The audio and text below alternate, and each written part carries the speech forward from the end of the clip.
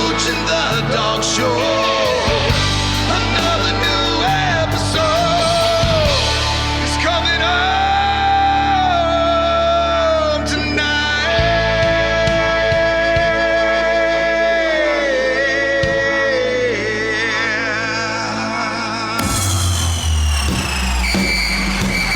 It's the Dog Show.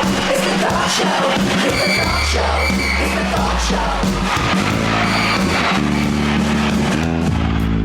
You're listening to the one and only Dog Show. Your hosts, Troup, Brenson, and Smooch Moncrief. Just two dudes talking Georgia football. Welcome, dog fans, to the one and only Dog Show with Troup and Smooch.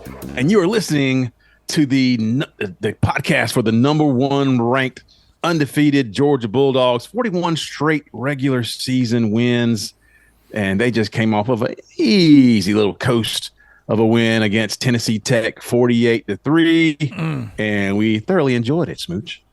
But if you want to win, come to the University of Georgia. That's what you do. Nobody does it better, Troup Brenson. They have absolute, we've seen them with Oregon a few years ago and with Clemson before that get off to exciting starts in game one.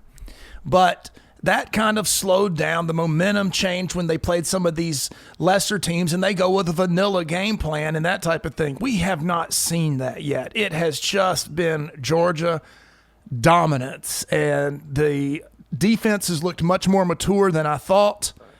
And the offense is elite, even though it hasn't completely hit its stride. Those are both very good signs for Georgia. Well, it was a tumultuous weekend. Strangely enough, some games that you would never anticipate that would be as rocky or as so much drama in them, and some upsets did happen. And that's college football. It's bound to happen. But there were some big games that we didn't see coming, and some other things happened to talk about. But before we go there, I think that it is important that this is the glory days of Georgia football. We want to enjoy every game. I don't care if it's Tennessee Tech or if it's Texas Longhorns. We want to enjoy every game and appreciate those. So we got a little play our bumper Let's for all this pause, segment. take a moment, and savor the game. I'm gonna do whatever she says. Soak it up. I feel like I should comply. Soak it up. Soak up that 48-3 victory. Georgia has not allowed a touchdown on the season, and but it was a shutout until just a late. Yeah. Is that a field goal? A walk-off? A walk-off. Not the walk-offs that me and Smooch are used to, in our ball playing days. Yeah. But yeah, it was a walk-off for Tennessee Tech and lost 48-3. Let's look at the stats real quick. Then we'll talk about some other teams that maybe they wish they could savor the game and some things that happen across college football. Well, we can savor it. They might not be able to. We savor every game. And Georgia did get off to a very quick start, a couple of quick touchdowns.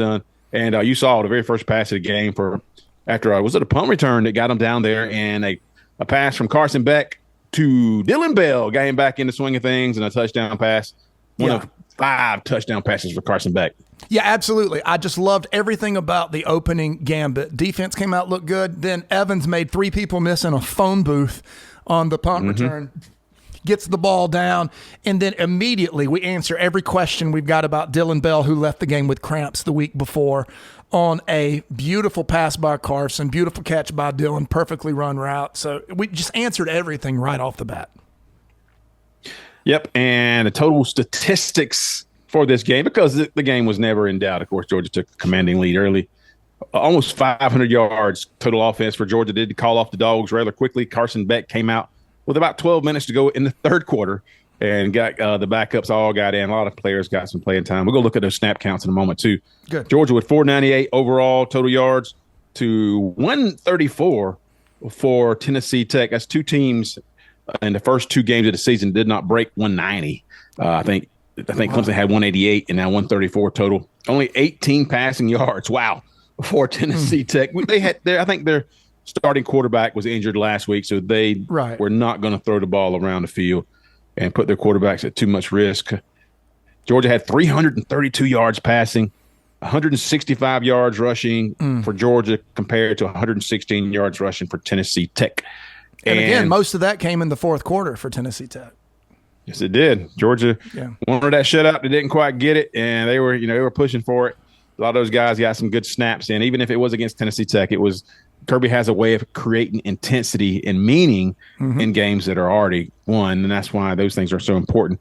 But we did see a few things during this ball game that I thought was worth note. And the one thing was we got to see ETN back in there, and Brandon Branson Robinson was in there as well as running back. Yep, they look great. ETN lived up to the hype. Looked exactly like the guy that we saw at the spring game this past year when we got excited about. We saw him. Longest run of the year for the Dogs, I believe 45 yards, something like that. Yes. He had, but he was just with smaller, he's not a little guy, but with smaller, shiftier guys, you just watch out for negative runs. Troup, he doesn't have negative runs. He turns anything into a 3 to 5 yard gain and looked very natural catching the ball. You could really see the chemistry building between he and Carson, the rest of the offense. Yeah, not much of a workload for the running backs. ETN did have 5 carries for 78 yards, which is 15.6 per carry. That's not bad. Is that good? That's good. Right? That I read somewhere that's good. Yes. Okay. Frazier did come in and get some. That's right. Frazier had the most carries at 6. And so, again, not much of a workload. He had 28 yards. That's 4.7. Branson Robinson got a touchdown, 3 carries for 22 yards, including a 13-yard as a long.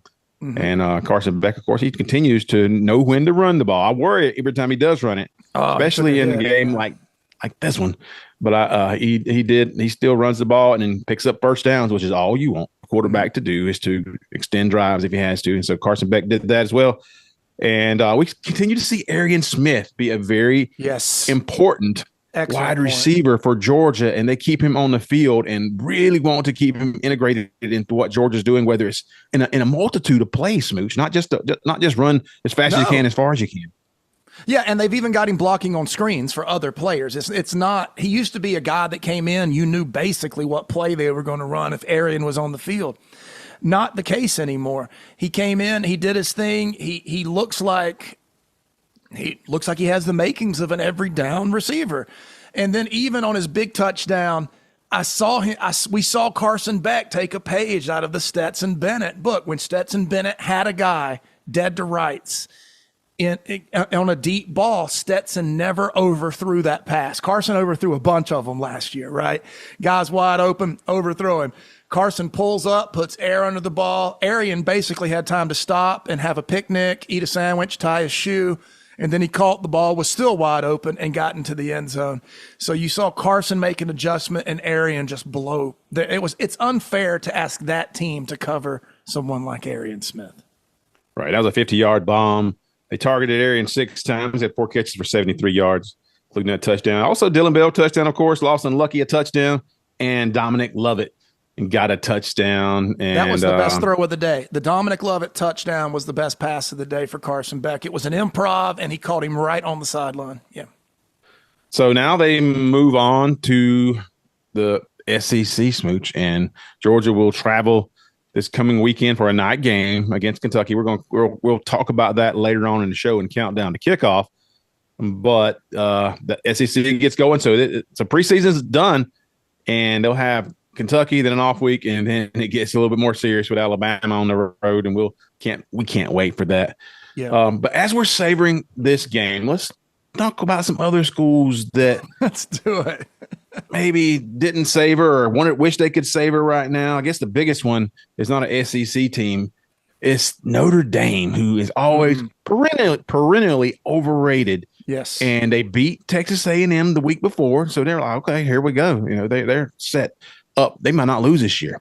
Right. Even though they'd get to the playoffs really not tested or, highly rated in terms of a championship. Mm-hmm. But then here comes Northern Illinois, Smooch, and just plays with them the whole game and kicks a field goal at the end to win it. Yeah, Crazy. It is crazy. It's Notre Dame, like you said, every single year as soon as they have, and they can even have a hard fought loss and move up if you're Notre Dame. You know what I've got to say? I did think, well, maybe this Notre Dame team can actually play this year after they handled A&M. Yeah. I think what we've got is more of an indictment on what in the world is going on at College Station. Like, what in the world is happening there? They have a quarterback issue over there. Yeah, just a little bit. Yeah. I'm pretty sure they have open tryouts this week for all juniors and seniors if you want to be the starting quarterback at Texas A&M. But anyways, so Notre Dame goes. These games happen when you get up for a game. You know, SEC game's a big game. When you get up for a game and then you've got a team that didn't get the memo they're supposed to roll over for you, like Northern Illinois, it can get really ugly really fast. And then Troup, it's the second as the favorite, the second you start thinking about it. Could we lose to this team? A lot of you guys don't know this. Troup and I played on a competitive wiffle ball team. We played in like 30 states. We played all over the country in wiffle ball. And when you're the favorite, or when you're playing against someone that's favored over you, all you got to do is get it in their head that you can beat them. And guess what? You can beat them because you start playing tight. And Notre Dame just frittered it away. That's right. And a very good analogy, I guess. And also talking about an SEC school who should have had an easy game against Cal. Auburn did not. I mean, they scored 70 points last week, and they were feeling themselves. Title contenders, on social right? media. Title contenders because they beat Alabama A&M. We saw that. Yeah. And then they come right out. And I guess sometimes you read the press clippings and think, you cannot. No. You're still playing big boy football, even if it's not an SEC school. Cal beat them 21-14. Peyton Thorne, who is also has a moniker of Vanilla Vic by some because of his versatility and explosiveness, threw 4 interceptions in that game. And he looked terrible. Let me see the stats for them. They had only 286 total yards at Auburn. So Cal had 332 total yards and 233 passing yards. So, I mean, Auburn just did this 5 turnovers kill them. Yeah. Killed them. Yeah, exactly. You know, I want to say before I go any further, we actually consider Peyton Thorne to be a very gifted athlete. Yeah, of course. It's one thing to say this guy doesn't need to be your quarterback, which everybody's on that bandwagon today. I think he's a extraordinarily gifted athlete. I just think that you got the cart before the horse. You got way too excited about dominating a team that you should have dominated with athletes that you're just running faster than everybody. That you didn't have to worry about execution, and Cal made them execute. And I got to tell you this, Troup. Do I think Auburn has a more talented football team top to bottom than Cal? Yes. Do I think that Cal should have won by more points than they did? Absolutely. If you saw the interception that was stolen from Cal and called a pass interference, one of the worst calls I have ever seen, ever in football, it was an absolute travesty. And so as we all know, I live behind enemy lines here. I live in northern Alabama. I had some friends that are, big Auburn people. They went to the game and they just came back with their head hanging. They're like, there's nothing I can say. I can't blame it on anything. I can't say, well, if this would have happened different. It was just literally the worst game I've ever sat through in person in my life. And I had a guy tell me Sunday morning, it's just like 5 hours of my life were taken away from me, and I had to watch this awful type of football, and now we have nothing to show for it. That's why we savor those games and savor I guess where we are as a program, as Georgia is right now, because those top games are few and far between. There's some games Georgia will kind of meander through, and but getting taken to the wire in a game like that, very unusual. Yeah. I will say that another game that I predicted this right, but it was really delicious to watch the way it transpired. That was Nebraska hosting Colorado, who is just hyped up beyond all reason. And that's the perfect way to say it. They got a couple of great players. I mean, I like watching some of their skill players, but we know, and we've told people for years, that you don't build a successful program from the outside in terms of skill players. It's got to start at line of scrimmage. Colorado ran for 16 yards. 16 yards. They were down 28-0 at the half to Nebraska. Wow. Just a complete domination, a gut check, a reality check. Listen, can we get off the Coach Prime hype now? Can we just say this guy can't coach? Look, he could do everything else. He can play baseball at a world-class level. He can play football at an all-time great level. You can't do everything. Like, not everybody's talented at everything. Listen, this is no long. It's like Scott said on the show week before last week, whenever it was. It's a clown show. It's an absolute clown show, and Nebraska thumped them like a bunch of country boys beating up a clown show. It was a dog and pony show. Nebraska took the lumber to them and punished them. Did. And the game wasn't as close as the score says it was. They just destroyed them. And within that, you'll probably talk about this in just a second with stats or whatever, but Shedeur Sanders, the shine wore off. All of a sudden, he looked human. He made some horrible mistakes. And then, if you watched our social media this week, you saw that Shedeur Sanders, rather than take that opportunity of some bad breaks and just getting beat and becoming the leader of that team, he chose to roll over on his own team and his own players to try and elevate himself as someone that can't get it done, quote, or whatever, by himself, that it's somehow the fault of the rest of his team. I mean, how many times did Raul get touched? How many times did Raul get touched? There was able, like, of course, whenever you're able to run the ball consistently and whenever you're able to, then that opens up the pass, you know? But it's just like you got to understand, like, what your team good at. I mean, yes, their offensive line is as bad as it was last year, even despite they told us it was going to be so much better. They had that problem fixed.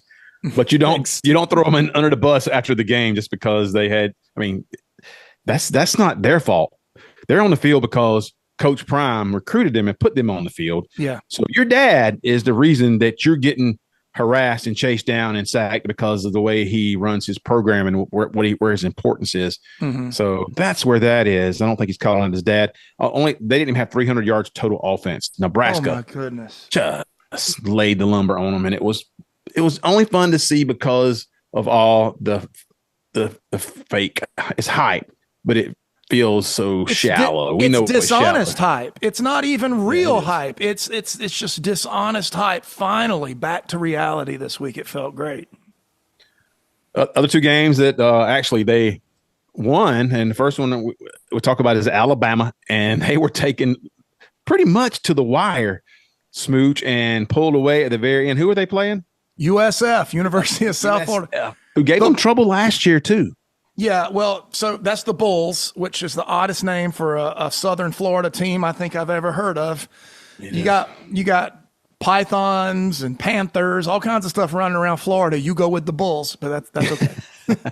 But so last year, if you remember, Jalen Milroe, following the Texas loss, was throwing a little fit. He was a bit of a prima donna at the time, and so he sat. Nick sat him to kind of teach him a lesson, or, actual leaders have to actually lead hard sometimes. And that's one of the things that I think Bama's going to find out this year. So anyway, he, last year that game was just a dud from beginning to end. Right. So this year they go in, they've got the full starters. They've got everybody ready to go. They've got what's that kid, the 17-year-old phenom receiver at Alabama. He is an absolute stud. Ryan Williams. Yeah. And they go in there and you're expecting, okay, go in there, take care of business and get out. And it was like we say all the time, South Florida didn't get the memo. Those guys came to play and Troup. Alabama's offensive line looked horrible against a small school. I mean, I don't want to say insignificant, but insignificant in terms of the national landscape, and they just got pushed around. They gave up 3 sacks, and early in the fourth quarter, a running back for USF broke one about 40 yards, and they were down by 1 point at that point, 14-13, I think. And so they were getting in field position to kick a field goal to take the lead in the fourth quarter against Bama. Right. And then a penalty and it was a ticky-tack penalty too, brought it all the way back. And then Alabama broke some long touchdowns like it did in week 1. It's sustaining drives. It may be an issue for them and executing long enough if they don't have these big breaks. And they won't against better defenses. You know that. But Milroe only threw for 199 yards, so 17 out of 27. Very pedestrian, 2 touchdowns, 3 sacks, and he rushed for 2 yards because he did have a few sacks. So his longest run was only 14 yards against the Bulls. And that was a touchdown, if I'm not mistaken, in the first quarter. I think the 14-yard run was a touchdown. Milroe looked very human in this game. There's usually, even if there's anomalies with the score, or even if the game is closer than it should be, there usually is clear when you're watching a traditional Alabama team. There's just a clear difference between that team and the other team. And there wasn't in this game. When the fourth quarter started, I didn't know who was going to win the game. It was not obvious. Now, I will say, Alabama can keep running 4 and 5 stars onto the field. And late in the game, it was just like USF's tank ran empty. I know I was telling you this in the pre-show, Troop. Here are my Alabama friends. They want to say they figured it out in the last half of the fourth quarter, and that's the reason they scored all these points. They fixed all their problems. But honestly, I just think if you're USF, you can only hold these monsters at bay for so long. But they did it for 3.5 quarters, Troop. They did. Yeah. They did 3 turnovers again. Those turnovers can make a game where you should dominate, just like we saw with Auburn. Those turnovers are huge. They lost the turnover battle 3-0. And there you go. Alabama had a lot of their fans saying, okay, I don't know if Milroe's the guy. It's a little bit early to say that because he is probably their best bet. Ty Simpson's the backup right now. But as we look at the other game that was a blowout, but we just want to talk about it a bit, is the USC game where they beat Utah State. And our old buddy Zulu Trojan, who we've had a lot of fun with over the past year. He's a fun guy. He is all over social media cashing in receipts over their victory against LSU, in which they give up. The defense didn't look great against LSU. Honestly, looked mid. Looked okay. Looked better than terrible. I would just say that they played, as I said on social media, some defense. They played some defense, and then they go and shut out Utah State. Ooh. And now the chest beating begins, and they feel slighted at this point because they are not in the top 8, or they're not being mentioned a whole lot as a national championship contender. And they're still just out of the top 10, 12. What do they rank them, Smooch? Anyway, so they're feeling themselves based on beating a team who was a 6th place finisher last year in the MAC and who got beat in their postseason game by Georgia State. Georgia State. Thank you. That's exactly what I was waiting to say. Didn't Georgia State whoop this team last year? Yeah. So, I mean, I don't know. I could look up their schedule and say, they're going to go to Michigan now, who we saw is not the Michigan. Not the Michigan. Texas put a beating on Michigan. They are a much different team after Coach Harbaugh left, and they lost some players. And I think Vanderbilt would have a shot at Michigan. I truly do. I think that would actually be a pretty darn good game. So yeah, not too much stock in that. I think but back to USC. Listen, your defense was 114th last year. You're probably I haven't looked at any numbers, but I would guess middle of the pack right now, which is a lot better. But it's not there. And all I said, this is what started the receipts thing. I was like, and this is true, I still stand by it. USC was able to beat a team that was better than them. That's what makes college football great. That's not an insult.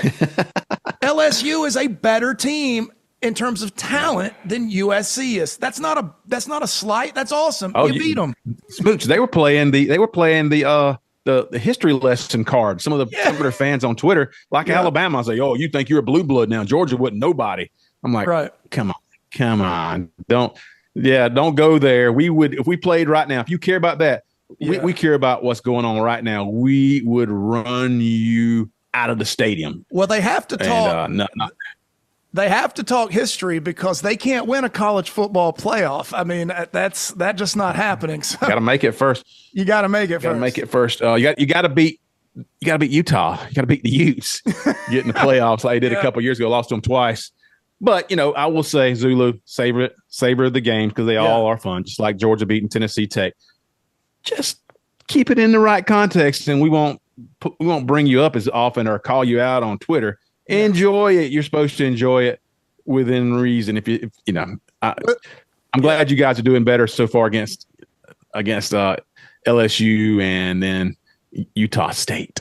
So I believe LSU is current. They're probably the 6th or 7th best team in the SEC, but right now they're ranked 14th, I believe, in the SEC. And so great job handling a mid to lower tier team in the SEC. That's good. It's good.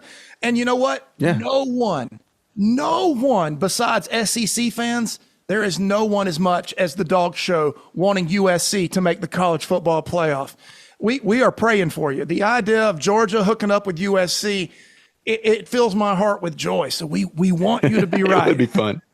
Zulu is so searching for praise and for affirmation right now. He put a poll up on Twitter a few moments ago that said, who are the top 2 teams in the Big Ten? And he put 4 teams up there, but he was hoping they would say he was looking for USC and Ohio State.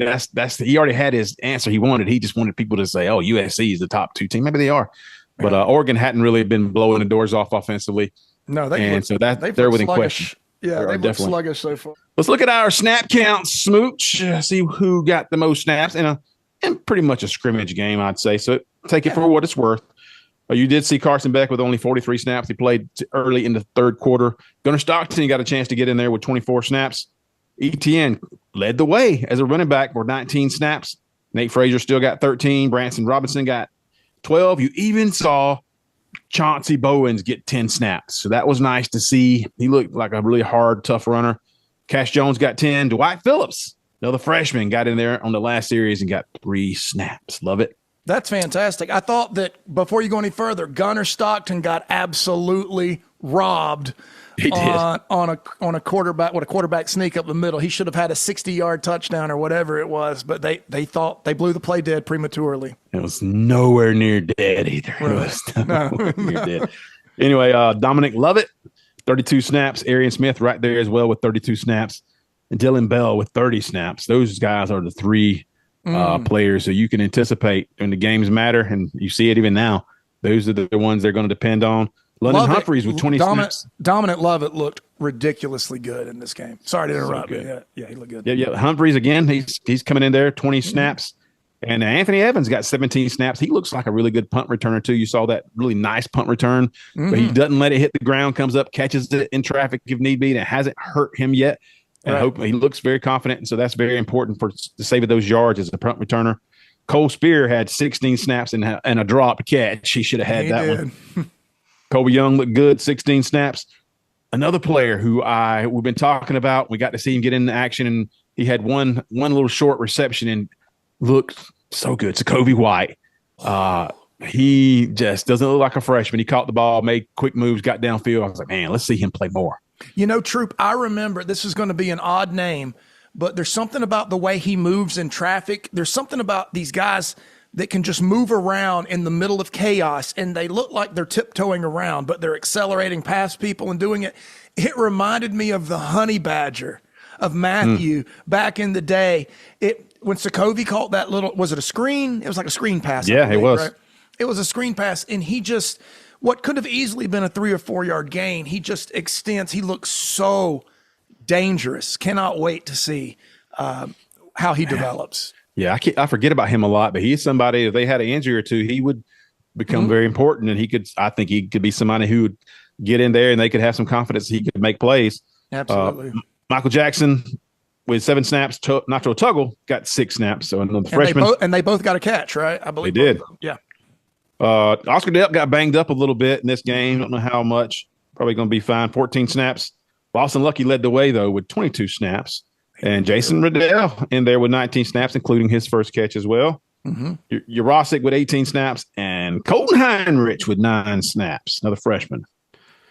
Let's look at the offensive line. And they did get a ton of people some snaps in this game, but you'll want to hear these names because they will matter. Yes, we will. Jared Wilson with 41 snaps. Good at for center. him. Micah Morris. Micah Morris got in there, got 40 snaps. That's very good. Interesting. Monroe Freeling with 36 snaps, Smooch. So he equaled Xavier Truss's 36 snaps. Tate Radledge with 29 snaps. Ernest Green the third, 27. Fairchild, 27. Drew Bobo with 26 snaps. Good for him. Daniel Calhoun had 17 snaps plus a hold. You saw Bo Hewley with 17. Then you have Nair Daniels, Jaw Jackson. Let's call him Jaw. Jaw Jackson, yeah. Michael Ewini, Marcus Easley, Jamal Merriweather, all those gigantic humans who are true freshmen got in there and got a couple series. And so that was good to see, get their feet wet. That's masterful. That is masterful snap allotment. That's phenomenal. Yes. They have a plan for that.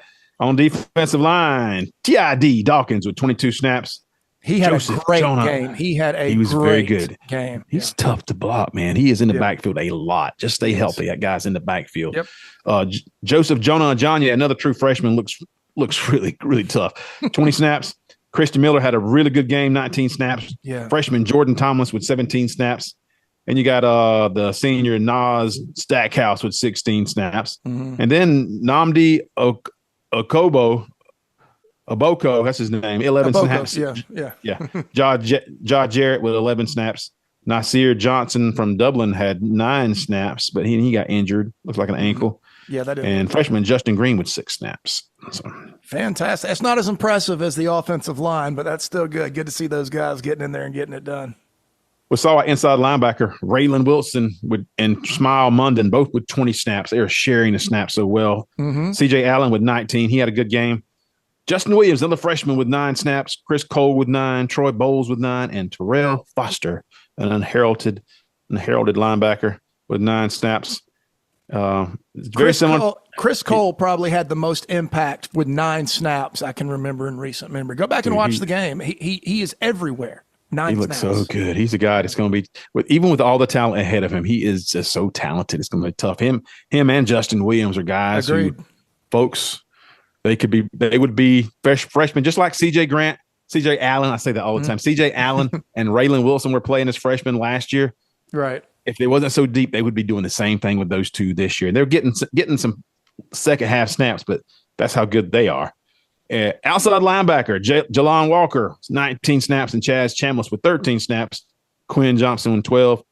Damon Wilson with 12. Gabe Harris with 11. And Mpemba with 11. So, again, you can tell with the linebacker position how much these future games against Bama and Texas are factoring into the snap counts. That's the reason you're not seeing huge snap numbers. When you get to the elite players, you can see at this position, they're intentionally rationing these snaps so that everybody's healthy when it comes time. You just never know when that extra play that you don't need to be in there, you get injured and can change your team. At defensive back, Dalen Everett with 31 snaps and KJ Bolden with 28. Malachi Starks with 26. And we started to see how they moved those guys around. Aguero was back in there. They're just rotating them at the star and the safety positions. Yeah, and it looked to me like Malachi amazing. would jump into star on third downs or whatever an obvious passing down was. Malachi was going to start. Looked great. Yep. Joey Humphrey with 22 snaps, and Dan Jackson also with 22 snaps. Then you had Daniel Harris with 19. Aguero got his first time action of the year with 19 snaps. Then the freshman Ellis Robinson with 16 snaps. Ja'Cory Thomas with 13. Justin Rhett with 11. And Justin Rhett was probably the reason Georgia didn't get a shutout, but he missed a couple tackles and had a penalty. DeMello Jones got in there. They said with 9 snaps. I didn't see DeMello, Swainsboro product. They messed the number up earlier, so maybe he didn't get 9 snaps. Chris Peel with 9. Kyron Jones with 9. And then Jake Pope with only 2 snaps. I'll say, Smooch, unless you want to comment on the defensive backs real quick. No, with the defensive backs, nobody stuck out, and that's the best possible thing. If you're not calling any names in the defensive backfield, that's usually a pretty good game. So, yes, sir. So overall, and I got this from On3, 56 players got double-digit snaps for Georgia in this game, with 23 of them being freshmen. 23 freshmen played. That is amazing. So I think part of that is just in this day and age, you have to keep those players playing. You can't just stick a freshman on the bench and say you will play in a couple of years. You got to, if you want to keep them on campus, you got to play them. And these are very talented guys. They aren't like, it's not charity work when they're putting them in there. So. No, but it's actually brought. I was very resistant to this side of the game as to what the transfer portal would do, but this is actually kind of fun watching these freshmen get out there sooner than they would in a normal Kirby system. And it's because of the portal, but it's actually kind of enjoyable. This part of it's at least. So in all, 74 players played Saturday for Georgia. That's just what you want, just what they would have scripted. And when you score early, you saw Georgia, they decided to score quickly and put the ball in the air, go ahead and get a nice little comfortable lead so they could work the game plan and get some guys out of there. I think that's kind of why they were very aggressive offensively early, just to put the game away and then work all these players in there. And Kirby does a great job. I think it was close to the end of the half, Smooch. Georgia with a very comfortable lead, and he calls a couple of timeouts just to get the ball back with under a minute to go, just so they can work on something, have something productive. And I mean, Georgia didn't score, but that's the thing that you have to do. Find value in every piece of a game, every part. And just like it did at the end of the game, okay, Georgia's winning 48-0. Does it matter if they pitch a shutout? No. But that's another way to coach, because it will matter at some point. Because it was a penalty that took it away. So that's something that's easily correctable. It was a mental error that took away the shutout. Yeah. And you saw Georgia, even though they only give about 150 yards of total offense, they were flying. They maybe had some problems with gap integrity because everybody wanted to get in the backfield and take a quarterback down, and who they didn't have much respect for because it was a backup quarterback for Tennessee Tech. So not a perfect game, but a game that when you win that comfortably, you just move on, don't think about it again. And the players who really have the value are the players who did get in there and get some valuable snaps, and it'll pay dividends down the road. Yeah, and I want to say, just like you were saying earlier about Kirby taking something that could actually be a negative and using it as a positive. Brinson not being in this game is how he, those were other snaps that he divvied out, that he sent all along the different levels of this defensive line. And so he takes something that should be a negative on paper, and the fact that one of your starters isn't in, and we're able to, we're reading names off here that we weren't sure we'd see this year. And now 2 weeks in a row, we're talking about the same names. Yeah. Right. And as we close out this Georgia segment, Smooch, we mentioned this in the pre-show, how Georgia did agree to have a 10-minute fourth quarter because the game was done. And if you can limit the time, then, it's good. Go ahead and get this game over with, and get out of there with no injuries. Both coaches agreed to that. And the Tennessee Tech coach was very appreciative of, how Kirby approached all this and how they kind of worked together on that. But we saw another team not do that. That's exactly right. Lane Kiffin at Ole Miss, so usually the coach that is losing or getting blown out is the coach that sends someone over, usually during a television timeout. They send someone over to approach the coach. Hey, do you guys want to go to a 10-minute quarter, I believe is what it is, for the rest of the game? Kirby Smart, of course, obliged for the health of his team and for the health of Tennessee Tech. By the way, those boys played hard. They never gave up. They were overmatched, but they never gave up. Lane Kiffin, when asked the same thing by the coach of Furman, Troup Brinson, he declined. But then they played.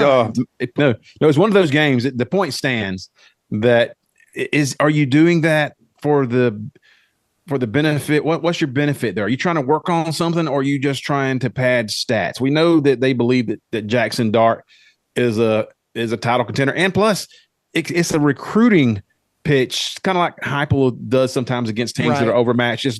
Just throw up crazy numbers, and then you can say we're an offensive team, and this is what you can do if you come here. Yeah. We're a numbers factory, a stat factory, right?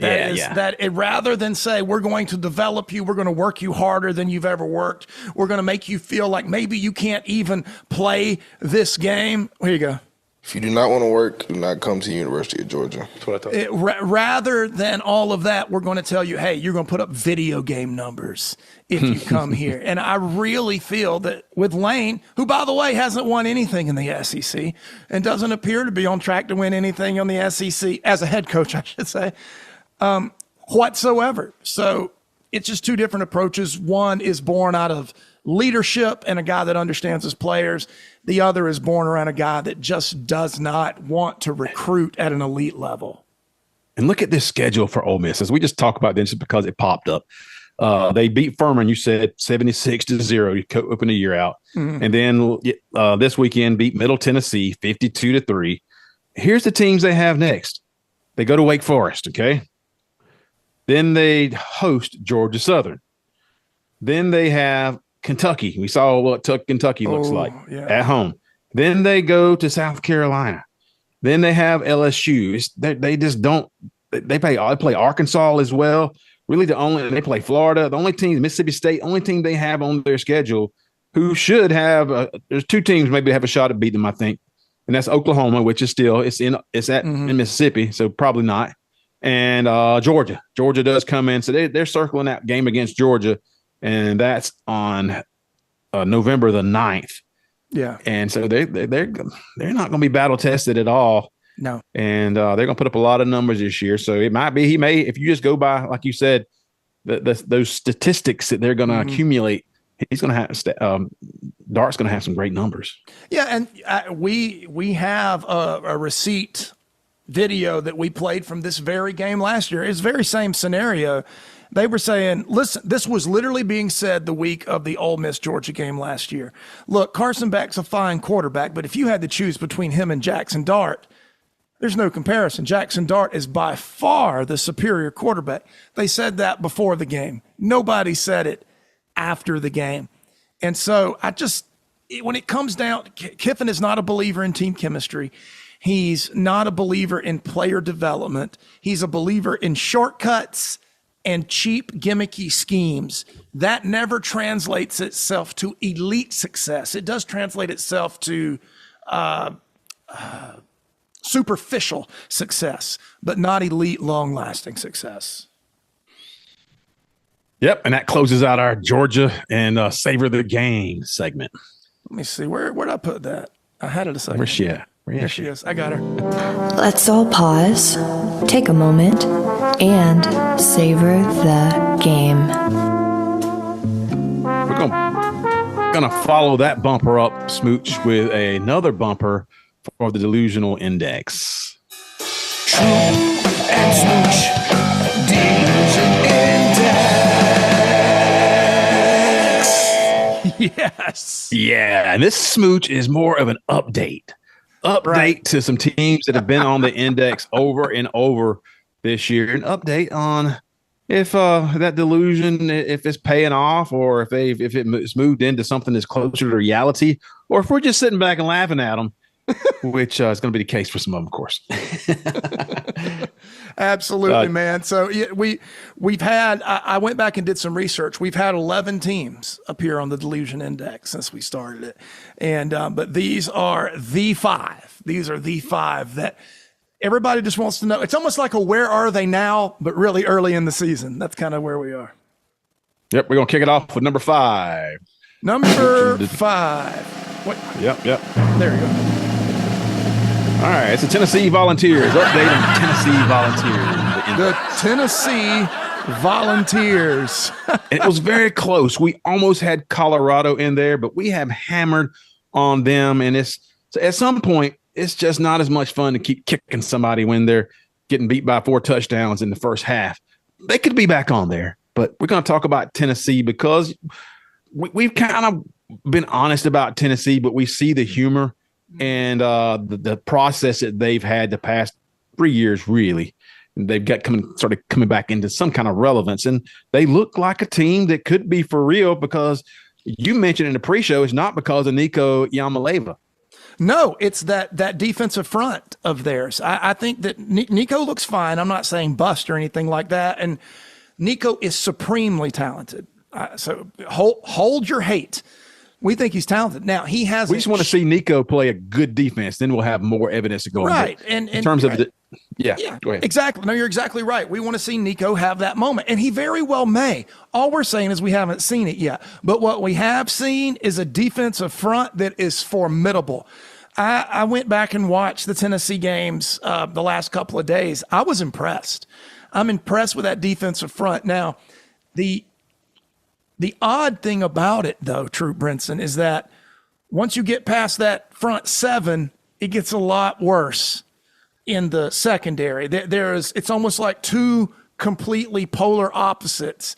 The secondary is undisciplined. They're fast, but they're undisciplined. They're not in the right place. But man, I'm going to tell you, that front seven, those guys can beat anybody on a given day. I fully believe it. So right now they're passing the test, and maybe not as much ridicule, and getting some credit. The Tennessee Volunteers. Move on to number 4. Yes, number 4. Why do I keep losing my roll? There it is. Drum rolls, Mooch. The Alabama Crimson Tide. The Alabama Crimson Tide. Yeah, you saw it at USF this week, right? You see Alabama fans that they really want. I heard just a week ago, Troup, that DeBoer was actually going to be a better coach than Saban as far as Jalen Milroe's production, was. And nobody's saying that now. That changed in 3 or 4 days after that game. And we've seen things like teammates fighting. We saw that with the Alabama team this past week. Teammates arguing, pointing fingers at each other. Leadership slips you would have never seen under Nick Saban. But because, Troup Brinson, Alabama has this little run at the end when USF is beaten down. Oh, they fixed it before the game. It's no longer a problem. It's all better.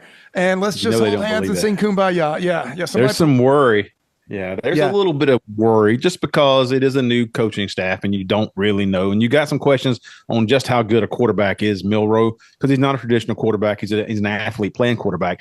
He can throw the ball deep. He can make some deep passes, but there's some issues with him processing and holding the ball too long sometimes. And you saw when USF got after him, they had 3 sacks. They pressured him. They got through the offensive line. They made the offensive line look poor. He only had 199 yards passing, not a good completion percentage, didn't run for but 2 yards. So he was not a factor in this game at all. And Alabama has to have him be a factor because if not, then they're going to be much easier to slow down. And they're going to be teams with much better athletes and defenses. Georgia Bulldogs is going to get after Jalen Milroe and their offensive line this season. It's much like we were saying about Nico. You've got to have that guy that when it's on the line, you can say, oh, thank goodness we're giving it to this guy. Nico hasn't proven that any more than Cade Klubnik has proven it, right? We were talking about that. Their numbers are actually kind of similar. But Milroe hasn't had the moment, and he hasn't shown it. As a matter of fact, he's shown the opposite of it. When times are bad, losses, close games, or when you're down in a game, that's where leaders have to stand up and show character. You know what Carson Beck did, Troup Brinson, when he lost to Alabama? He wrote down national championship, Heisman Trophy, first-round draft pick. He stuck it on his locker so he sees it every day. And he said, I'm coming back for my final season at Georgia. National championship, Heisman Trophy, first-round NFL draft pick. You know what Milroe did when they lost to Michigan? I'll say this, and this is not towards the Alabama players. This Delusional Index is for Alabama fans because we expect this. We expect growing pains with a new coaching staff. It happens without fail. If you think you're just going to run roughshod over everybody and dominate, it just doesn't happen that way. And you see a game like this now that Alabama could play like they usually do, their best game of the season against Georgia, and it could be a nail-biter. Yeah, they'll play their best game against Georgia. But it's just as possible that there'll be some issues. And like you saw with 3 turnovers and offensive line being a turnstile, that could pop up when you don't want it to. And with new coaching staff, sometimes you just find those things out. You find out a lot during your first couple of seasons, and you can do a lot of things off of the last coach's momentum. But we'll see. We expect them to have some growing pains, so we're not knocking them the players because we in the program we know that's going to happen. It's the fans. Yeah, delusion. Yeah. There's delusion all there. We've said this a million times on the show, and I'll say it again. Alabama at 80% is better than 99% of teams. So when we're talking about Alabama slipping from 100 to 80, that's immaterial to most teams because Alabama can still beat them. But there is slippage, and we see it with the fans when we're talking. We're trying to convince ourselves that DeBoer and Womack. Remember, we put up that law firm, the law firm of DeBoer and Womack, that is going to somehow not only fill in for Nick Saban, Troup Brinson, but surpass him, eclipse him. Yeah. I just don't see it. And it's a much tougher task to following Saban, and with players who are going to try you, and they're going to try to get away with things and try to slack off in certain areas if you don't hold them accountable. Even Georgia players would do the same thing if they didn't have the coaching staff who held them accountable. And then the players coming through hold each other accountable too. So I know Alabama's got some great leaders there, we'll see how it plays out. Number 3 in the Delusional Index. The Delusional Index, number 3. Making their debut, the Notre Dame Fighting Irish. The Notre Dame Fighting Irish. And it's unusual because we're doing an update, but we had to put them in. Yeah, we on the dog show personally, we've never dealt with Notre Dame much, except over the question about whether their tight end was as good as was better than Brock Bowers. That's right. They're kind of an afterthought. We don't give much credit to them, do we? We're kind of like, yeah. They're an afterthought. Yeah. It's one of those things that would look really good on a resume, but you're not really proud about working there. That's kind of what Notre Dame is. It was like, everybody would love to say, oh, we beat Notre Dame by 30 because it's the name Notre Dame. There's still a brand there. Unfortunately, there's just still not really good football there. And they stood up and proved it in front of Troup Brinson. After Notre Dame's game at A&M, we had ESPN, we had college football pundits, we had guys on Twitter, guys that make a lot more money at this than we do, saying this Notre Dame team could go undefeated and walk through the college football playoff. Those things were being said. And then right back down to earth with a crushing loss against Northern Illinois. I can't say it like the way you say Utah, but still, it just reveals how prone the Notre Dame fans are to absolute delusion. And the referees tried to give them a chance to win that game because NIU was driving down to kick the field goal to win it, and they converted a 4th down by a yard and a half. And the referee, you could see him, he spotted it immediately a yard short, and he tried to close it in a little bit, but it was done enough. They didn't get a good camera angle to reverse it. It was obvious it was a 1st down. Mm-hmm. And then they didn't start the clock. And so they should have started the clock right away there. So there would only been like one play. And, well, heck, Notre Dame got a few plays and got a chance to kick a long field goal, and he got blocked. But the referees tried to give them one more chance. And they did. Credit to NIU for staying strong, winning that game. Whew. And, again, Notre Dame, always overrated, and we're always willing to call that out, that delusion. Absolutely. It was beautiful. Absolutely beautiful. Couple of fun. Are we ready? Let's see. The fun ones are coming up. Number 2. Those Auburn Tigers. The Auburn Tigers. And folks, because we got people from all over the country. We got some West Coast fans who kind of like to pick on the SEC. Look, we like the SEC, but we're Georgia fans first. And we like our rivals to lose. I don't care to who it is. We like our rival. We like Florida to lose, Alabama to lose, Auburn get beat. I don't care. I don't care if it's a West Coast team, Northern team. So don't think, folks, that just because Auburn lost that means anything, because they weren't winning anything in the SEC. They're a bottom. They got a chance. We have said, kind of poke fun at Alabama and say you need to watch Auburn. Hugh Freeze is coming up on your, your rearview mirror. Watch out, bash you, just to give them a hard time. But we heard so much after they scored 70 points against A&M, Alabama A&M, and how they were. One of our buddies, Miles Espy, on Twitter was saying they were a title contender based on that game, and they had the best showing in week 1 over Georgia because they put up 70 points. And the fall is so hard when you the delusion is so thick. And man, Auburn could have been number 1 here. Yeah, very much so, Troup. I think that it's very simple. If you're in the SEC, focus on beating SEC teams. Like, you don't have to say title contender. Say contender for the SEC title. That feels so much better than title contender. You've got it. You don't get to skip steps. We say that over and over and over. You also, as Colorado has found out this year, You do not get to pronounce major holes on your team as fixed just because you bring in one or two players. You don't say, oh, by the way, and this is another thing that was said. I've got this receipt as well.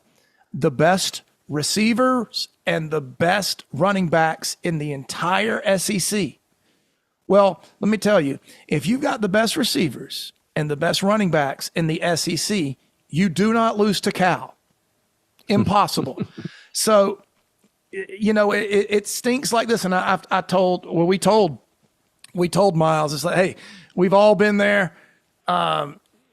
It's rough when you've got all of your pride and all of your hope in this one thing, and then reality just slaps you in the face while the whole country watches. But that's exactly what Cal did to Auburn this week. We said don't base everything off freshman wide receivers and a quarterback who's really never performed on the big stage and done anything of note. Peyton Thorne, we think he's a great athlete, and he is a dangerous quarterback at times. 14 out of 27 for 164 yards. That's terrible. He had 4 interceptions and 4 sacks. That's terrible. The savior in the wide receiver core, that's Coleman. Coleman, he's a good player. 2 receptions. Two receptions, huh? But not a big deal. No. And, so who is it? Is it Coleman's fault or Thorne's fault? Whose is it for the? We got to figure it out. Cal just beat them, and that's the hard thing sometimes when you're a program that's trying to get over the hump, and you have coaching changes and there's turnover, and then you have transfer portal people. You have games like this. These games happen where if you aren't just totally focused, you're looking to the next game. Maybe you'll get beat. And I don't think Cal had their full attention because this was at home for Auburn. And they were looking past this game, and that's what happens if you're not properly stocked up in terms of your team and athletes in your roster, and your coaching staff is kind of, you got some question marks there too. Even though Hugh Freeze is a good coach, I think, and he's got potential to have a good program there, but they are not on the level of these other teams in the SEC who are competing for national championships. No, as a matter of fact, if you were to take however many teams there are in the SEC with a legitimate shot to advance, to make the playoffs and then advance a game, Auburn's not in that group, and they've never been in that group. That's what we're talking about when we say skip steps. You don't get to just improve. I think Auburn is an improved team over last year. I'm good with that. Okay, yeah. But what they did is improve. That does not mean they're ready to be in the upper echelon conversation. And, a lot of times we say this all the time. When we're telling you guys what's the truth about your team, it's not to kill your joy. It's because we care. We're telling you this because we care. We do. Because what Auburn fans are dealing with today is preventable. Had you just listened to Troup and Smooch with the Dog Show as we tried to temper your lofty and unrealistic expectations. Yep. So Auburn, you made an appearance at number 1 a few weeks ago, and now here you are again. So the update on you guys is, it's pretty sad. But another week, the media will forget about this embarrassing loss, and you can use it to push you forward as a lesson, so to speak. Well, let's move on to the number 1 in the Delusional Index. Let's do it. You might be surprised. The USC Trojans. The USC Trojans. You might say how? How, Troop? Tell me how. They've moved up in the standings after their first 2 wins. They had a shutout this past weekend. They regularly gave up over 30 points a game last year. Here's why: because after beating Utah State, and it was fun to beat LSU. LSU is a mediocre team, just like you. You really are very similar to LSU, very similar. That's why it was a close game. It went right down to the wire. But beating Utah State, even if it's a shutout, does not mean you are a title contender and you need to be in the top 5 and everybody is sliding you. That's what we got. That's why the delusion is thick with USC fans right now, because they're telling us, we told you so. We told you that we were tough. We told you that we were back and that you guys are nothing and we're going to just blow right by you. That's basically what they think. Yeah. And that is silly. So silly. It's just silly. And just like we tried to help Auburn and now they've been knocked down, we're trying to do the same for you, USC. You're just not there. You beat a mid SEC team, and you did. You did. We saw it. We watched the game. I couldn't believe that team, that LSU managed to lose to USC, but they did. And so you won. Be happy with that. And then you beat a team that lost to Georgia State last year. Those are the facts. Now, to start not only putting national championship aspirations, but also, Troup Brinson, this entitlement to being ranked in the top five. The top five. I'm going to tell you guys something right now, USC. I want you to listen to me closely.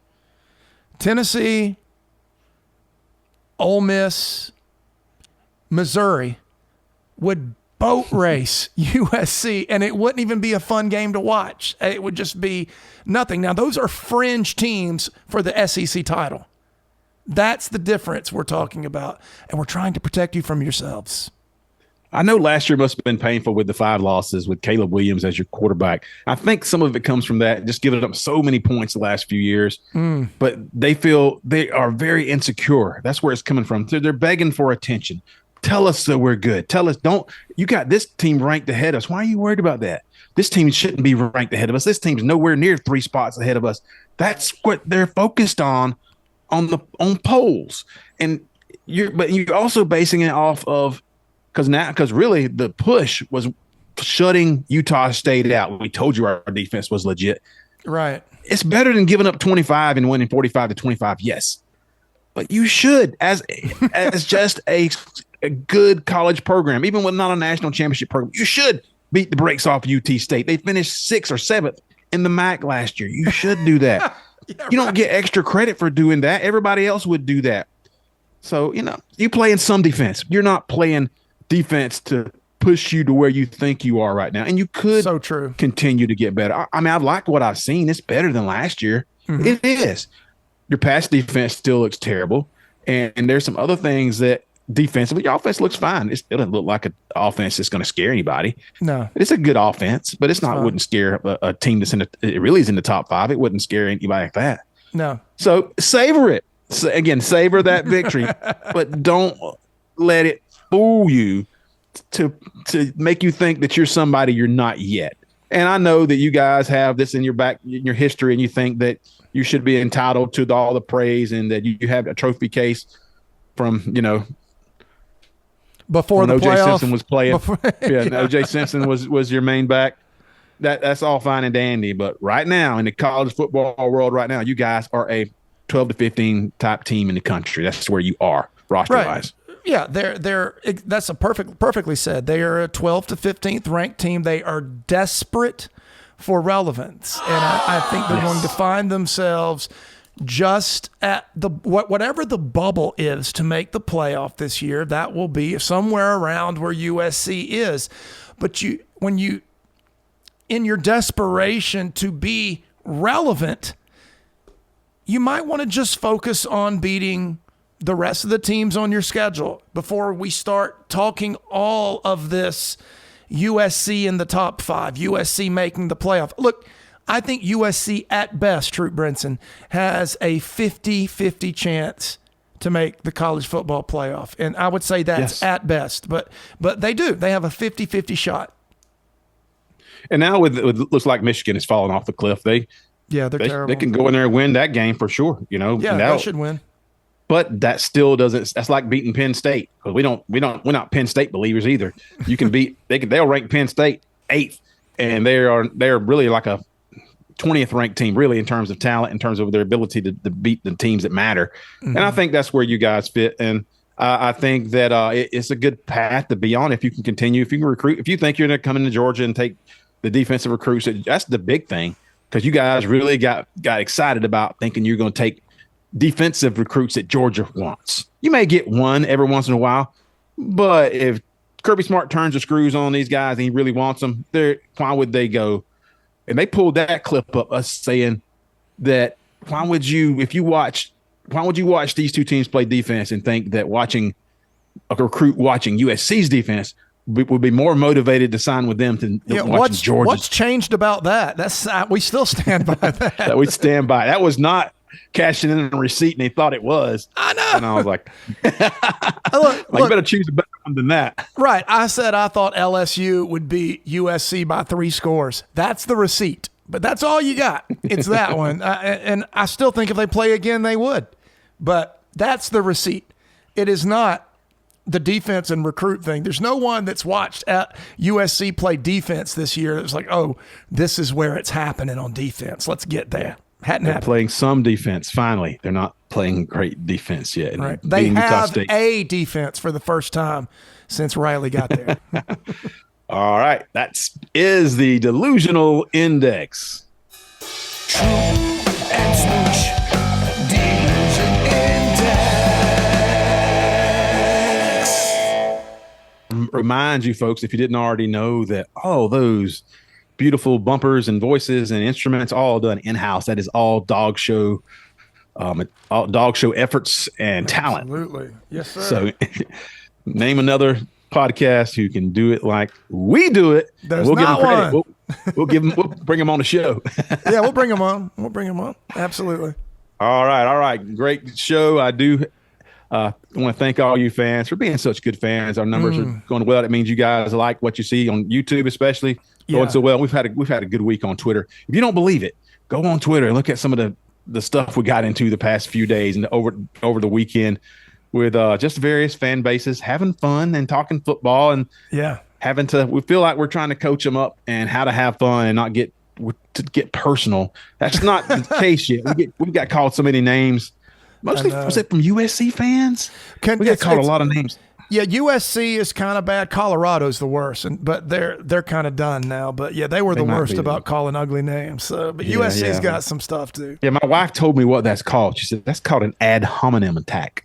Yes, when you get away from the argument. Yeah, and so you start making personal insults. So your podcast is terrible. You guys, what are you? You ain't got no listeners. You don't have any listeners. Well, how many do you have? How many listeners we have? You got no idea. we know that the two of us are listening, so that's 2 right there. That's right. But please find us on the platforms. And we would appreciate a review, folks, and a 5-star review. Yeah, like, subscribe, and push us to the top of for our efforts and what we do, because we can. The more we know from you fans, and the more information we get. We're just getting started, folks. This is just we really have our foundation laid to start this season, so it's only going to get better. Yep, time to pick up the momentum, guys. And this is exactly what we wanted. We wanted to have a fan base as a foundation, as Troup said. When we started picking up momentum, that is this season. Let's get it done. Let's push this show up into relevance, to use that USC term. Yeah, there you go. All right, great show, folks. Or Moncrief. This is Troup Brinson saying so long. This has been another outstanding edition of The Dog Show. This is The Dog Show with Troup and Smooch. It's the dog show. It's the dog show. It's the dog show. It's the dog show. Yeah. Just like that.